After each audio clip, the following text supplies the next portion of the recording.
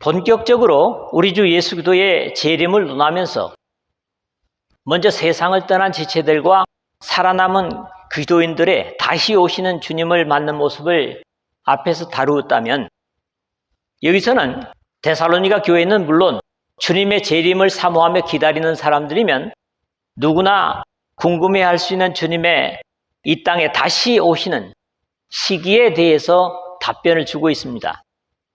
그러나 분명히 말하면 이 부분은 정확히 답변을 줄 수 없는 부분으로 예수 그리스도께서 구속을 이루시기 전에 먼저 이 부분을 언급하실 때에도 제자들의 질문에 대해서 그러나 그 날과 그때는 아무도 모르나니 하늘의 천사들도 아들도 모르고 오직 아버지만 아시느니라. 마태복음 24장 36절에 해서 하나님 아버지께 이 사실에 대해서 권위를 돌리고 있습니다. 어떤 신앙의 덕목들은 믿음의 사람들이 모르는 것이 득이 될 수 있을 수도 있는 부분일 수도 있는데, 바로 그런 것이 주님의 재림의 부분입니다. 주님께서 주님의 때를 밝히지 않으심이 모든 그리스도인들로 하여금 긴장하게 하고 경성하게 되는 이유가 되는 데서 그렇습니다. 육신의 이끌림에 항상 더 민감한 신앙의 사람들이 예수님의 다시 오심의 시기를 만약에 정확하게 안다면 용서하시는 하나님의 사죄의 은총을 의지하고 방탕할 수도 있는 소지가 얼마든지 우리에게는 있습니다. 그러므로 주님의 재림의 날과 시간에 침묵하시는 것은 깊은 사랑을 이해한다면 이것 역시 은혜일지언정 결코 우리를 무시하심 때문이거나 좋지 않은 이유가 아니면 선하신 하나님 아버지의 뜻을 헤아림으로 충분히 감사할 이유가 되고도 남습니다. 왜냐하면 오늘 나누는 말씀에서 보겠지만은 깨어서 의를 행하며 사는 생명과 빛의 사람들에게는 그 오시는 시기가 전혀 문제가 되지 않기 때문입니다.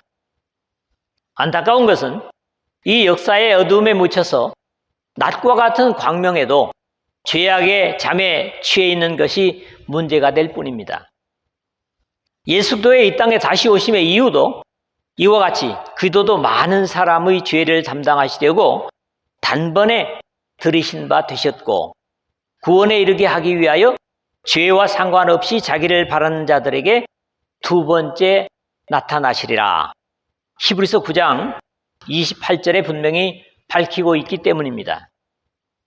오늘과 다음 시간에 걸쳐서 비록 감추어 두신 우리 주님의 재림의 시기보다는 이 엄청난 믿음의 사건을 앞에 두고 있는 우리가 재림의 시기를 알고 모르는 것에 관계없이 어떤 자세로 이 땅에 다시 오심을 준비해야 할 것인가 라는 부분을 두 번에 나눠서 헤아려 보고자 합니다. 첫 번째로는 1절에서 2절의 말씀입니다. 재림의 날은 알 수 없다는 겁니다. 사람이 거룩할 수 없는 하나의 이유를 든다면 하나님께서 숨겨두신 것까지도 찾아내고 알고 싶어하는 궁금증 같은 것도 이유가 될 것 같기도 합니다. 세상에서도 어떤 부분은 감춰둘 수밖에 없는 부분들이 분명히 있고, 이런 것을 굳이 정직하지 못하다고 말할 수 없을 겁니다. 어찌 보면 우리 주 예수 그리스도의 이 땅에 다시 오심의 시기에 대한 것이 믿음의 사람들에게 감춰두신 부분이라고 할 수 있을 것이고, 그것을 안다고 할지라도 유익이 되지는 않을 것임에도 진정으로 행하고 알아야 할 것들을 관심에 두지 못하고 지나친 호기심으로 가려던 부분까지 열어 보이기를 바라는 마음은 진정으로 하나님을 경외하는 것이라고 할 수 없을 겁니다.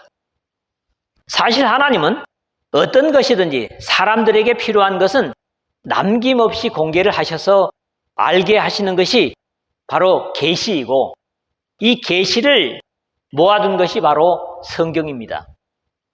심지어는 여호와께서 가라사대 나의 하려는 것을 아브라함에게 숨기겠느냐.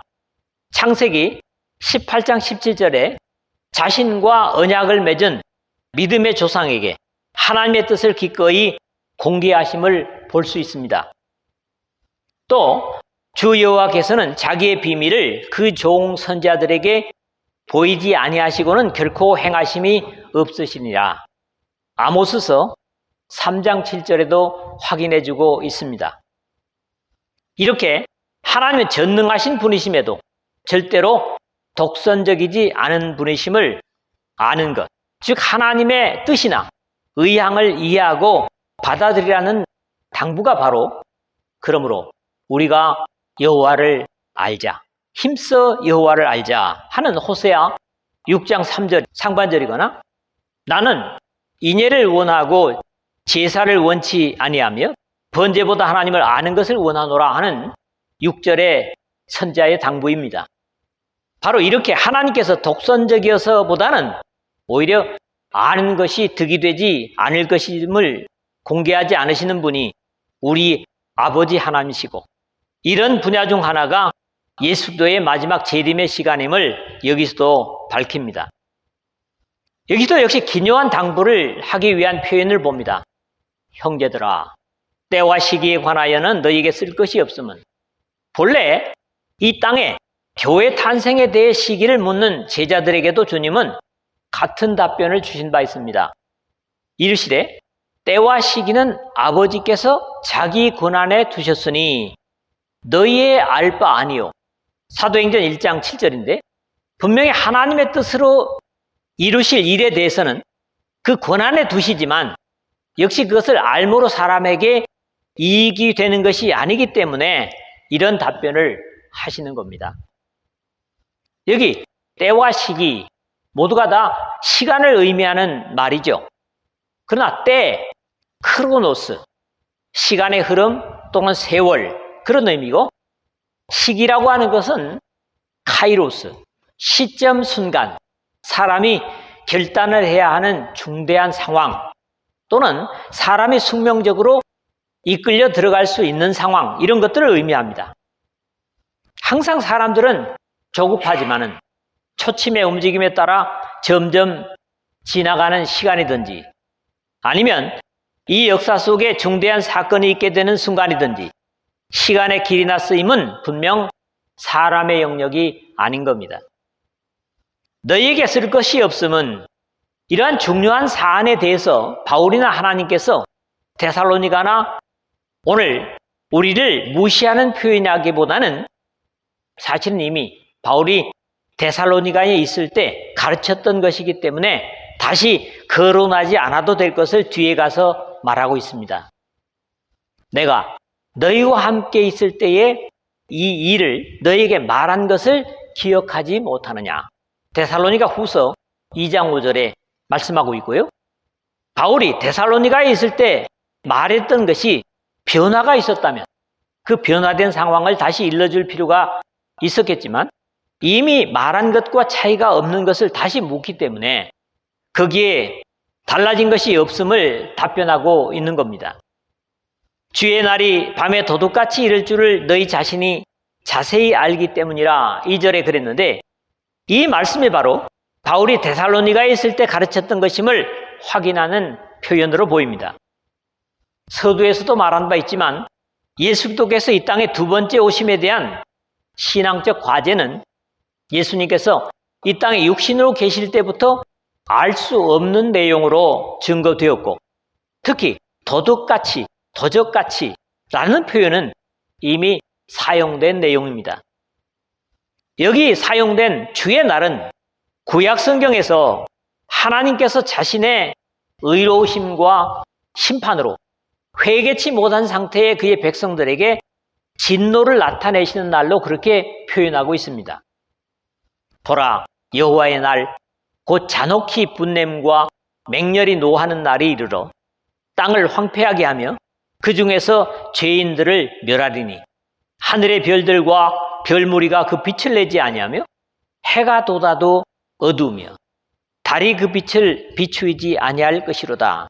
이사야서 13장 9절에서 10절이라든가 말라기서 4장 1절에 같은 표현을 쓰고 있습니다.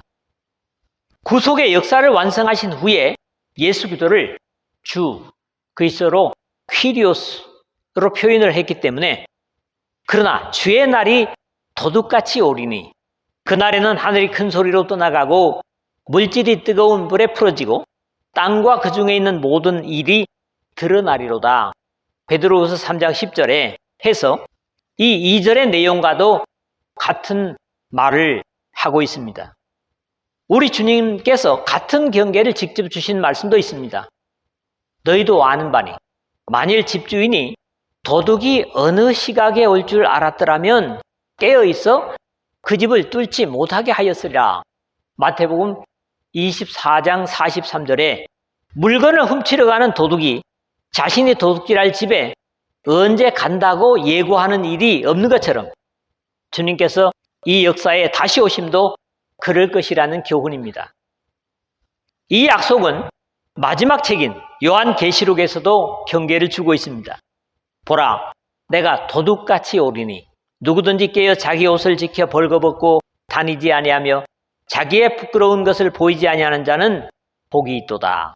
요한계시록 16장 15절입니다.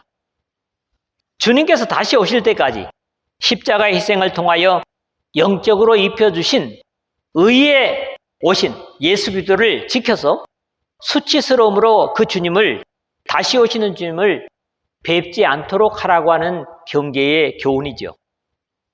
신실한 하나님의 백성들이라면 예수 그리스도의 이 땅에 다시 오심의 날이나 시간을 아는 것보다 중요한 것은 그 재림의 때에 부끄러움 없이 주님을 맞을 수 있는 우리의 지속적인 경건인 겁니다. 두 번째로는 3절의 말씀을 봅니다. 생각지 못할 때 오실 것이라는 겁니다. 도둑처럼 오심을 맞게 될 안타까운 사람들, 재림하시는 예수 그리스도는 어떤 사람들에게 그렇게 비극적으로 오실까를 경계하는 교훈입니다. 그러므로 이 두 번째 교훈은 늘 파수꾼처럼 깨어 있어서 오심을 준비하고 있는 사람들에게는 전혀 상관하지 않아도 되는 말씀입니다. 다만 어둠의 세상 속에 빠져서 자기 정욕을 따라 행하며 주께서 강림하신다는 약속이 어디 있느냐? 조상들이 잔 후로부터 만물이 처음 창조될 때와 같이 그냥 있다. 베드로후서 3장 4절에 무사 안일 속에 있었던 이 세 가지 경계를 가지고 이 사람들에게 예수 그리스도의 맞음을 지적하고 있습니다. 불신의 사람도 이럴 겁니다. 1세기에 그렇게 재림을 논해왔지만은 2000년이 지났어도 예수님은 오지 않았다. 그렇기 때문에 다시 오신다는 것은 헛소리에 불과하다. 이건 믿음의 고백이 아닙니다. 정반대의 고백이죠. 주님의 언약을 비웃는 사람들은 10중 8구 이런 형편이 될 수밖에 없습니다.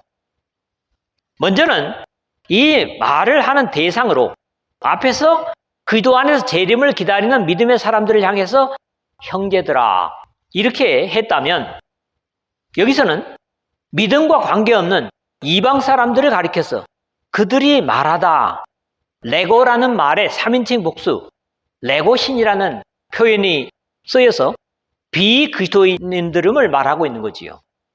예수 그리스도의 이 땅에 다시 오심은 앞에서 이미 본 대로 그리스도인들에게 뿐만 아니라 각 사람, 즉 모든 사람이 보게 될 뿐만 아니라 그를 찌른 자도 보게 될 것이라고 제가 앞에서 요한계시록 1장 7절의 말씀으로 여러분에게 말씀드린 바 있습니다. 첫 번째, 그들이 평안하다, 안전하다 할 그때에 재림하신다는 거예요. 여기는 평안하다고 하는 것은 우리가 인사로 되게 말하는 에이레네. 이것은 뭡니까? 마음의 평온, 내적인 평온을 얘기하는 겁니다. 그리고 안전하다라는 말은 아스팔레이아, 견고함, 또 안전, 그래서 밖으로부터의 안전을 표현하는 그런 말이 쓰이고 있습니다. 요즘 표현을 빌리자면 이런 겁니다. 다 헛소리야. 별일 없어. 과학은 발달하고 예언했다고 하지만 2000년이 지나서도 그런 일은 없잖아. 라고 비웃고 있을 때 호련히 오실 것이라는 말씀입니다. 주님께서는 이 사실을 노아의 때와 소돔과 고모라의 유황불이 내렸던 일에 재림을 비유하고 계심을 봅니다. 노아의 때에 된 것과 같이 인자의 때도 그러하리라. 노아가 방주에 들어가던 날까지 사람들이 먹고 마시고 장가들고 시집가더니 홍수가 나서 그들을 다 멸망시켰으며 누가복음 17장 26절 27절이고요. 또 롯의 때와 같으리니 사람이 먹고 마시고 사고 팔고 심고 집을 짓더니 롯이 소돔에서 나가던 날에 하늘로부터 불과 유황이 비오듯 하여 그들을 멸망시켰느니라. 인자가 나타난 날에도 이러하리라. 누가복음 17장 28에서 30절에 말씀하고 있습니다. 임신한 여자에게 해산의 고통이 이름과 같이 이제 중간인데 이것 역시 갑자기 닥치게 될 괴로움을 의미하는 것으로 구약 성경에서부터 자주 표현되고 있는 어려움 당함을 묘사하는 표현입니다. 그들이 놀라며 괴로움과 슬픔에 사로잡혀서 해산이 임박한 여인같이 고통하며 서로 보고 놀라며 얼굴은 불꽃 같으리로다. 이사야서 13장 8절이나 21장 3절 그리고 호세아 13장 13절입니다. 멸망이 갑자기 그들에게 이르리니 결코 피하지 못하리라. 3절 하반절인데 마지막으로는 긴박한 사실을 박진감 있게 묘사하고 있습니다. 결코 피하지 못하리라는 표현이 그것입니다. 쉽게 말하면 예외는 있을 수 없다라는 겁니다. 노아의 방주의 때에 이 지구상의 홍수에서 제외된 사람들은 하나님의 말씀을 철저히 순종한 노아의 8식구 외에는 없는 것과 다르지 않습니다. 이 사실을 베드로 사도는 베드로후서 3장 20절에 증거하고 있죠. 베드로 사도는 노아의 구원을 말하면서 이로 말미암아 그때에 세상은 물로 넘침으로 멸망하였으되 이제 하늘과 땅은 그 동일한 말씀으로 불사르기 위하여 보호하신 바 되어 경건하지 아니한 사람들의 심판과 멸망의 날까지 보존하여 두신 것이니라. 베드로후서 3장 6절에서 7절에 증거하고 있습니다. 올바른 신앙의 사람들은 항상 깨어서 주님의 재림을 기다리며 준비하지만 재림을 믿지 않는 불신의 사람들에게는 마치 천재지변과 같이 갑자기 절망에 이르는 것 같은 예고되지 않은 안타까움을 맞게 될 것이기 때문에 이미 이 사실을 믿고 아는 우리 각자가 그런 모습이 되지 않도록 말씀과 성령을 의지하는 삶이 되어야 할 것입니다. 세 번째 마지막으로는 4절에서 6절입니다. 깨어 정신을 차리고 기다리라는 거지요. 앞에서 도적같이 오실 것이라 경계하신 우리 주님은 우리가 영적으로 깨어있기만 한다면 그러한 상태에서는 예고되지 않은 도적처럼 오실 재림이라도 절대로 어려움이 없으리라는 확신을 당부하고 있습니다. 세상에서도 음지와 양지처럼 빛과 어두움은 항상 존재하고 인생을 살고 있는 모든 사람들의 거처는 이렇게 두 가지 형태임을 성경은 가르치고 있습니다. 이 역사는 매일매일도 밤낮이 바뀌면서 시간이 흐르고 있지만 역사의 종말이 다 된 지금은 밤에나 있을 수 있는 일들이 낮에도 일반적으로 나타나고 있는 상황들을 우리가 빛의 백성으로 살아야 할 경계를 더욱 분명히 가지게 하는 현상들이라고 봅니다. 또 어쩌면 빛의 자녀로 하는 우리들조차 어둠의 일에 잡혀 있을 수 있기 때문에 밤이 깊고 낮이 가까웠으니 그러므로 우리가 어둠의 일을 벗고 빛의 갑옷을 입자. 로마서 13장 12절에 경계를 주고 있습니다. 이 마지막 부분에서는 어둠과 빛을 대조하면서 이 빛과 낮에 어울리는 삶을 당부하고 있습니다. 앞에서 이미 우리 주 예수 그리스도의 다시 오심이 밤의 도적같이 임하실 것이라고 말했지만 믿음 안에의 사람들에게는 그렇지 않음을 확인합니다. 형제들아, 너희는 어두움에 있지 아니하며 그날이 도적같이 너희에게 임하지 못하리니. 4절에 그랬죠. 바울이 형제들아 하는 것은 우리가 일반적으로 아는 대로 자신의 혈육의 지체들에게 하는 말이 아니라 우리 주 예수 그리스도의 십자가의 구속을 통하여 영적으로 거듭난 믿음의 사람들을 의미하는 것은 모두가 어려움 없이 이해하는 사실입니다. 이런 형제들에게는 그날이 도둑같이 너희에게 임하지 못하리니 라는 확신입니다. 그 이유가 바로 너희는 어둠에 있지 아니하매 4절 상반절에 라고 이유를 말해주고 있습니다. 다음에서 너희는 어둠에 있지 아니하매 라는 사실을 좀 더 확인해주는 내용입니다. 너희는 다 빛의 아들이요 낮의 아들이라. 우리가 밤이나 어둠에 속하지 아니하나니 5절인데 여기 빛과 낮 그리고 반대로 밤이나 어둠인데 우리는 대개 뭐라 합니까? 밤낮으로. 그래서 밤을 앞에 두고 이야기를 하죠. 일반적이죠.